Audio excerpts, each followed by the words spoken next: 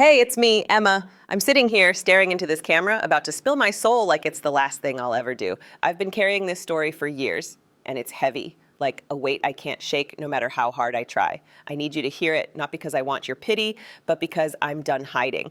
This is the story of how my world fell apart, how I was betrayed, and how I found the strength to walk away.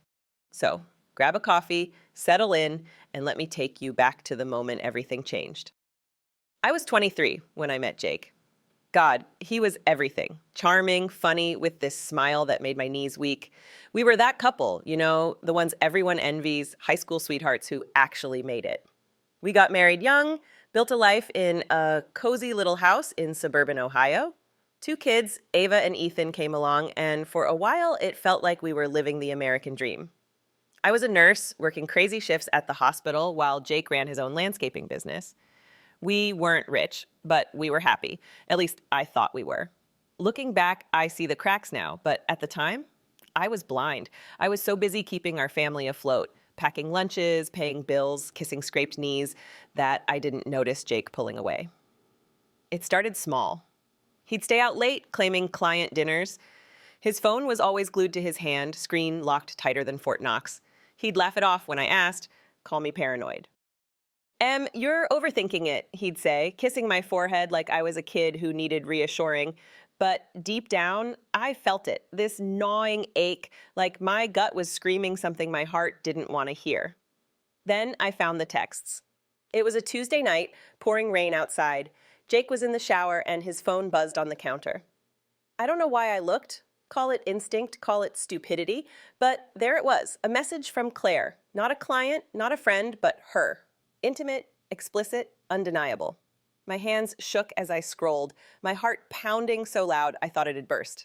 Pictures, promises, plans. My husband, my Jake, was cheating on me with some woman he met at a bar.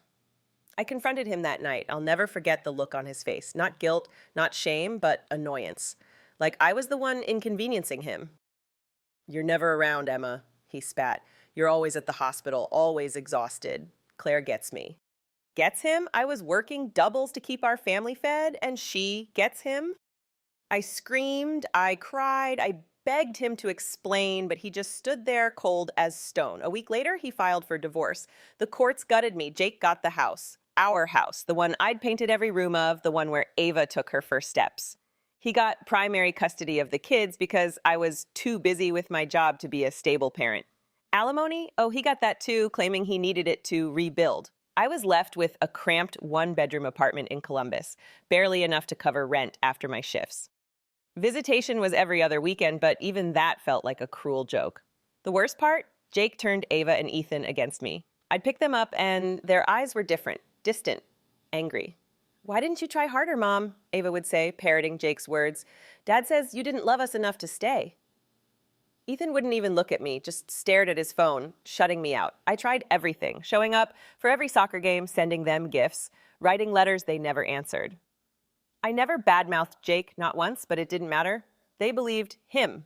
My own kids hated me, and that pain, it's indescribable. It's like someone carved out my heart and left me to bleed.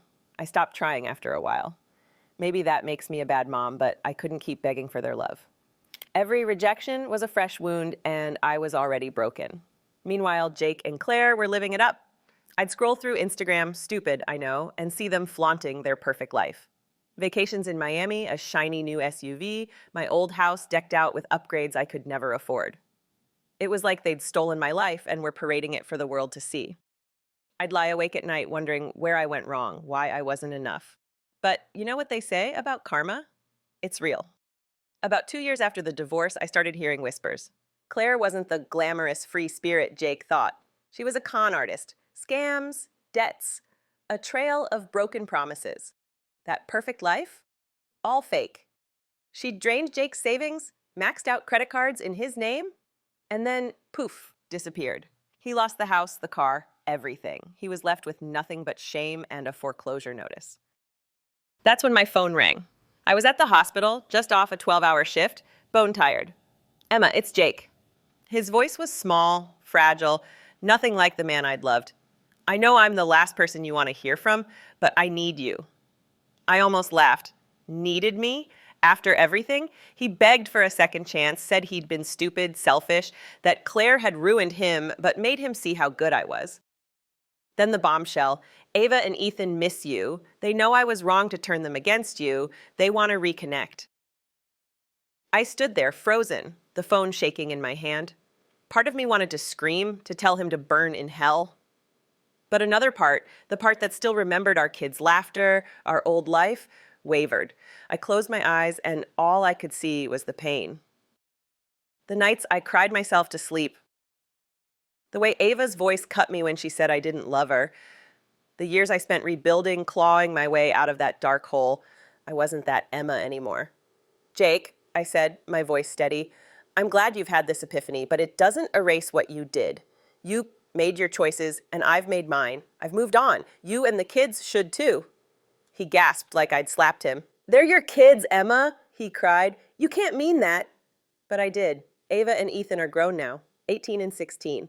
They can live their lives, make their own choices. As for Jake, I wished him luck and hung up. Hanging up that phone felt like cutting the final thread to my old life. It was freedom, but God, it hurt. Sometimes I wonder if I was too harsh. Should I have let them back in? Should I have fought for my kids harder? But then I remember the betrayal, the years of lies, the way Jake looked at me like I was nothing. I remember the nights I rebuilt myself, piece by piece, finding peace in my tiny apartment, my new friends, my quiet strength. I'm not heartless, but I'm done chasing what's lost. Life's too short to give second chances to people who burned your first one to the ground. If there's one thing I've learned, it's this. Sometimes the bravest thing you can do is let go. So here I am, telling you my truth, not because I'm healed, but because I'm finally free.